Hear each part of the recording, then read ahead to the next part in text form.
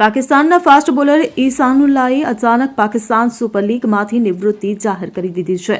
શાનદાર પ્રદર્શન કરવા છતાં આ ખેલાડીને આ વખતે પાકિસ્તાન સુપર લીગમાં કોઈ ખરીદનાર ન મળ્યો, જેના કારણે નિરાશ થયેલા આ 22 વર્ષના ફાસ્ટ બોલરે પીએસએલ લીગમાં નહીં રમવાનો નિર્ણય લીધો છે. ઉલ્લેખનીય છે કે 13 જાન્યુઆરીએ યોજાયેલા ડ્રાફ્ટ દરમિયાન ઈસાનુલ્લાહને નજરઅંદાજ કરવામાં આવ્યો હતો. આ પછી ફાસ્ટ બોલરે પબ્લિક ન્યૂઝને આપેલા ઇન્ટરવ્યૂમાં પોતાની નારાજગી વ્યક્ત કરી હતી. તેમણે જણાવ્યું હતું કે તેમનો નિર્ણય ભાવનાત્મક પ્રતિક્રિયા નથી, પરંતુ પરિસ્થિતિને ધ્યાનમાં લીધા પછી એક ઇરાદાપૂર્વકનું પગલું હતું. પીએસએલમાંથી નિવૃત્તિની ઘોષણા કરતા ઈસાનુલ્લાહે કહ્યું કે તે માત્ર સ્થાનિક ક્રિકેટ દ્વારા પાકિસ્તાનનું પ્રતિનિધિત્વ કરવા પર ધ્યાન કેન્દ્રિત કરવાનો ઇરાદો ધરાવે છે. Bureau report CN24 news.